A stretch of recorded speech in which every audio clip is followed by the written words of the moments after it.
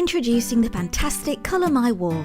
To install, first check that the wall is clean and dust-free and remove any loose paint. If needed, repair and repaint with non-wipe clean emulsion. If wipe clean emulsion has been used, we recommend a light coat of watered-down PVA glue.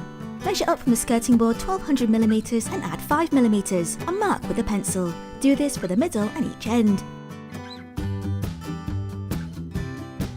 Using masking tape, tape the wall covering along the pencil marks, then tape the top and bottom from one end all the way to the middle.